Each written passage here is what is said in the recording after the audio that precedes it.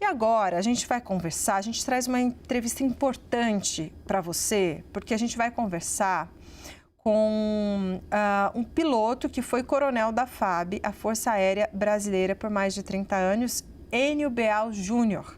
Uma boa tarde para o senhor, muito obrigada por estar aqui nesse dia de Natal.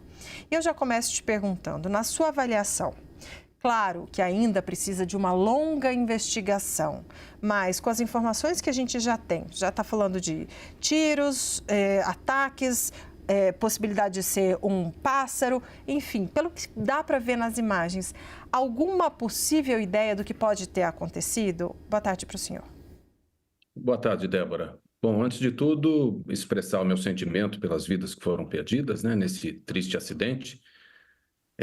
Com relação à sua pergunta, ainda é muito incipiente para a gente poder dizer qualquer coisa, principalmente porque é uma região onde as informações são mais difíceis, muitas vezes vêm de fontes oficiais que têm outros interesses. Então, fica mais complicado de nós afirmarmos alguma coisa que já é complicado, como eu disse, numa situação dessa em que não houve uma investigação. O que me chama muito a atenção foram essas últimas imagens que você mostrou, que estão circulando aí nas redes sociais e na imprensa, mostrando várias perfurações na fuselagem da aeronave. Essas aí que estão aparecendo neste exato momento aí. Isso daí nos leva a acreditar que pode ser, por exemplo, um míssil superfície ar ou um míssil ar-ar também. Ou seja,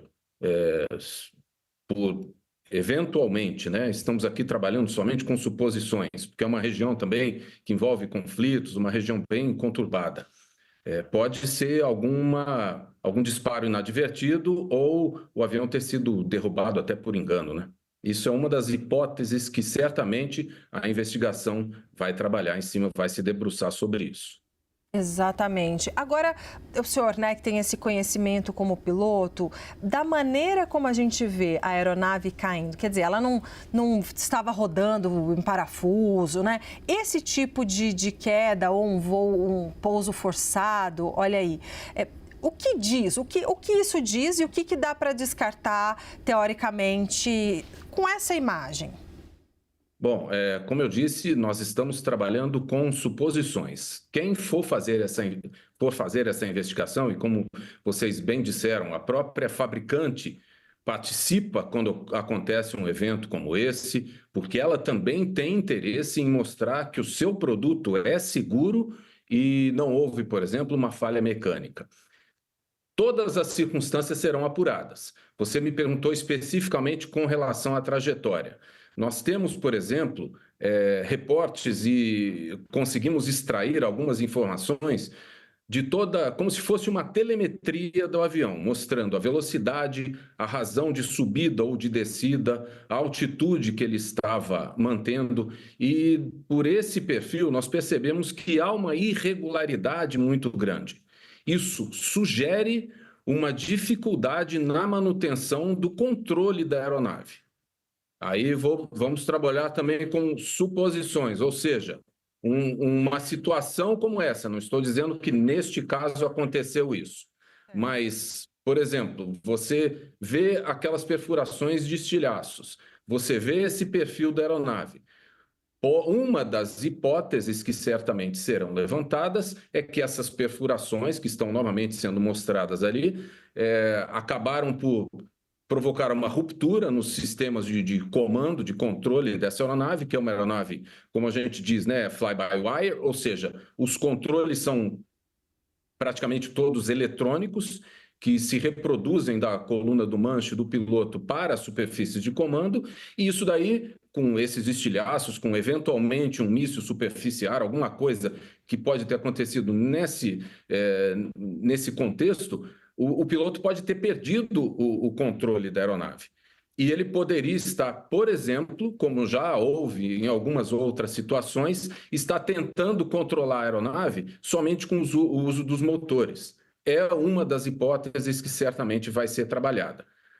O que me parece é que havia uma dificuldade muito grande para se manter o controle do voo. E por isso, esse tempo todo que o avião estava tendo essas oscilações que nós conseguimos depreender de alguns dispositivos de telemetria que nós vemos e estão, inclusive, disponíveis aí na internet.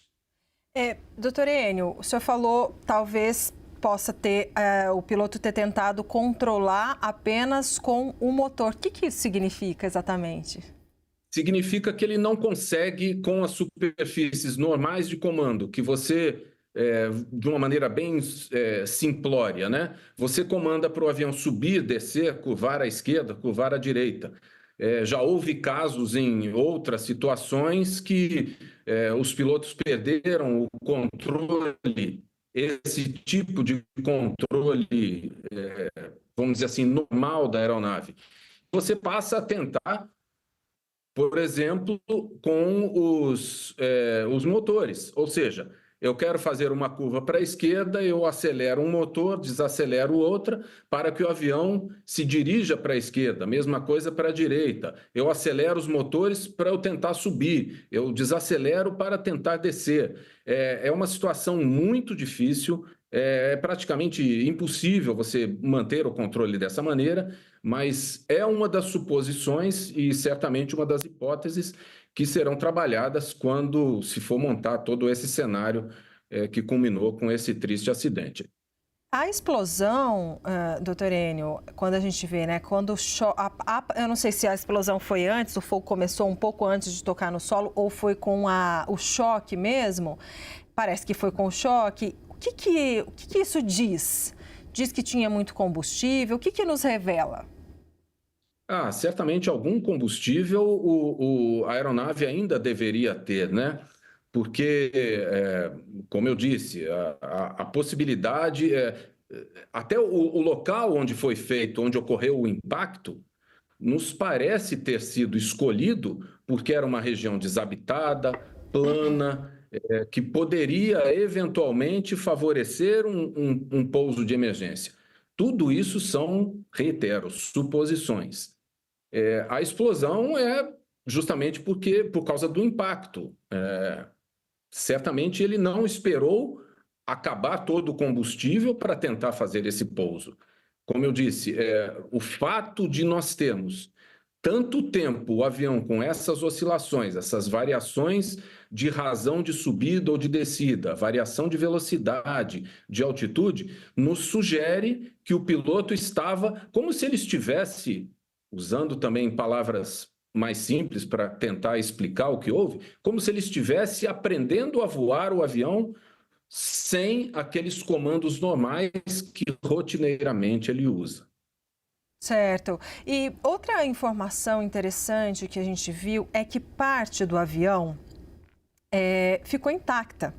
Aparentemente, eu não sei se a gente tem essas imagens, que acho que tem até uma foto circulando em que parece que é a parte do meio para a cauda, em que fica mais intacta. Exato. E aparentemente a parte do meio até o nariz do avião mais destruída, né? E aí, então, quer dizer, com essa possibilidade dessa parte que ficou mais intacta, mais preservada, para dizer assim, houve sobreviventes, né, doutor Enio?